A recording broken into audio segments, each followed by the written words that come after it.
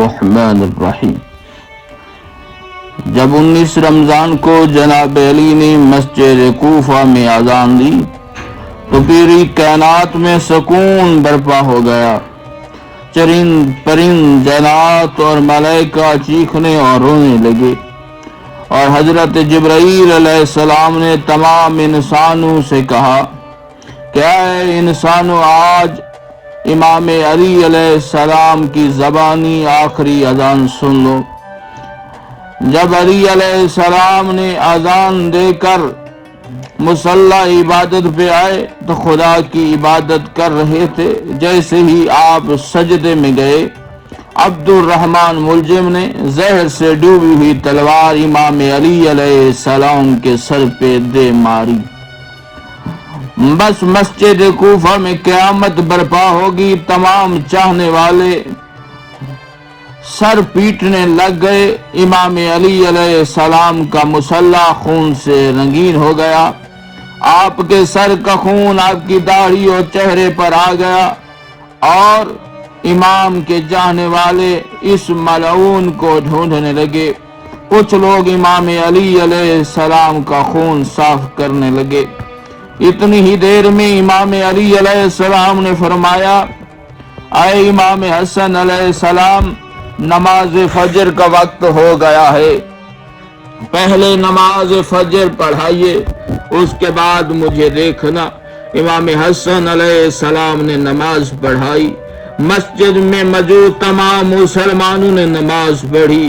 جیسے ہی نماز ختم ہوئی، عبد الرحمن ملجم کو، جس نے امام علی علیہ السلام کے سر پر وار کیا تھا، اس کو پکڑ کر امام کی خدمت میں لایا گیا۔ جب امام علی علیہ السلام نے اپنے قاتل کو دیکھا، اس کے چہرے پر خوف نظر آیا۔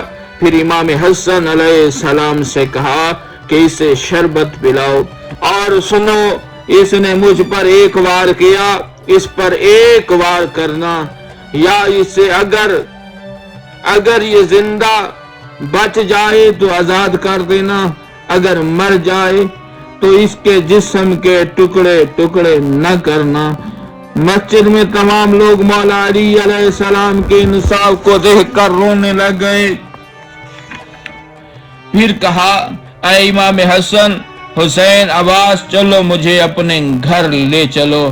آپ اپنے گھر بیٹو کے سہارے جیسے ہی گھر کے قریب پہنچے تو کہا، اے عباس، اے امام حسن، اے امام حسین، سب چاہنے والوں کو کہو کہ اپنے اپنے گھروں کو چلے جائیں۔ کیوں بابا، یہ تو آپ کے چاہنے والے ہیں۔ بیٹا، جس حالت میں مجھے میری بیٹیاں دیکھیں گی وہ بین کر کے روئیں گی۔ بیٹا حسن، میری غیرت برداشت نہیں کرتی۔ میری بیٹیوں کے رونے کی آواز اصحاب کے کانوں تک پہنچے۔ تمام چاہنے والے وہیں رک گئے۔ امام علی علیہ السلام کو گھر تشریف لے گئے۔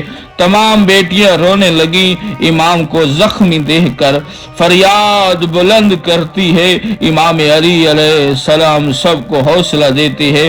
امام علی علیہ السلام فرماتے ہیں، میرے بھائی حضرت محمد صلی اللہ علیہ وآلہ وسلم نے مجھے پہلے ہی فرمایا تھا، رمضان کے مہینے میں میری امت مسجد کوفہ میں تم کو ضرب مارے گی، اور تیرے سر کے خون سے تیری داڑھی سرخ ہو جائے گی۔ یہ وقت صبر کا ہے۔ آپ کو بستر بیماری پہ لٹایا گیا۔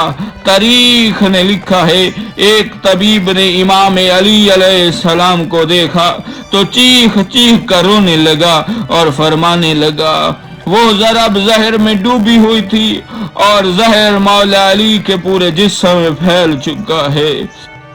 جتنا ہو سکتا ہے مولا علی علیہ السلام کو دودھ پلائے۔ جیسے یہ کوفے کی گلیوں میں بات پہنچی، کوفے کے یتیم بچے اپنے اپنے حصے کا دودھ لے کر امام علی علیہ السلام کے گھر پہ آئے اور کہتے ہیں، امام حسن علیہ السلام، ہمارے حصے کا دودھ ہمارے مولا کو پلائے۔ ہم ایک مرتبہ یتیم ہو چکے ہیں، دوسری مرتبہ یتیم نہیں ہونا چاہتے۔ امام علی علیہ السلام بستر شہادت پر مسلسل ذکر خدا کر رہے تھے۔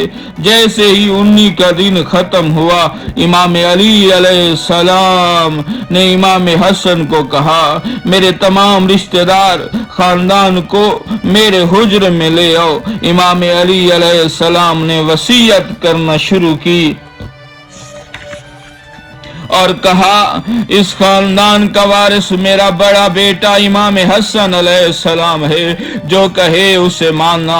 امام حسن سے کہا، اے حسن بیٹا، جتنا ہو سکے لوگوں کے درمیان امن پیدا کرنا، اپنے نانا کے صلح حدیبیہ کو یاد رکھنا، کوشش کرنا مسلمان کو مسلمان کا دشمن نہ ہونے دینا، تقوی سے دور نہ ہونا، اگر دنیا تمہارے قریب بھی آئے اس سے دل نہ لگانا، دنیاوی چیز نہ ملنے پر کبھی افسوس نہ کرنا، ہمیشہ حق بات کہنا، مظلوم کی مدد کرنا، ظالم کی مخالف رہنا۔ حسن حسین، یہاں تک ہو سکے میرے اس پیغام کو ہر جگہ تک پہنچانا، اپنا کام ذمہ داری سے کرتے رہنا اور اپنے درمیان تعلقات کو اچھے بنائے رکھنا۔ میں نے آپ کے نانا حضرت محمد صلی اللہ علیہ وآلہ وسلم سے سنا، لوگوں کے درمیان صلح کروانا ہزاروں سال کے روزے اور نمازوں سے بہتر ہے، اور یتیموں کی بات پرست کرنا، اللہ سے ڈرتے رہنا اور کبھی وہ بھوکے نہ رہیں، پڑوس میں رہنے والوں کا خیال رکھنا، قرآن کو پڑھنے اور سمجھنے میں دیر نہ کرنا، ایسا نہ ہو کہ دوسرے قرآن سے فائدہ اٹھا کر کامیاب ہو جائیں۔ نماز کے بارے میں اللہ سے ڈرتے رہنا، کیونکہ نماز دین کا ستون ہے۔ اللہ کے گھر کی حفاظت کرنا، کیونکہ وہ تمہاری پہچان ہے۔ اللہ سے ڈرتے رہو، نہ کسی کا مال غصب کرو، نہ ہاتھوں اور زبانوں سے کسی کو تکلیف دینا، غریبوں کی مدد کرتے رہنا۔ خیال کرنا، اگر میری اس ایک ضرب سے شہادت ہو جائے، میرے قاتل کو صرف ایک ضرب مارنا، اگر بچ جائے تو آزاد کر دینا، اگر مر جائے تو اس کے جسم کی بے حرمتی مت کرنا، اس کے جسم کے حصے نہ کاٹنا۔ حسن، میرے جنازے میں کسی کو شریک نہ کرنا۔ حسن حسین، میرے جنازے کو خود اٹھانا۔ جناب علی کو 19 ماہ رمضان کی صبح ضرب لگی، 21 کو امام کی شہادت ہوئی۔ امام کی شہادت کے بعد اہل بیت پر بڑے ظلم ہوئے۔ امام حسن کی لاش پہ تیر مارے گئے، امام حسین کی لاش تیروں پر سوار کی گئی، امام حسین کی بہنوں کی چادریں لوٹے گی، علی کی بیٹیوں کو کوفہ شام کے بازار میں پھرایا گیا۔